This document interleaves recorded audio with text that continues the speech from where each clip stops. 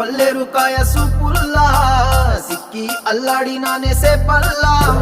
పసిడి పచ్చాని అరసేతుల్లా ధార పోస్తా ప్రాణాలు తానే అడగాల సీతాకోక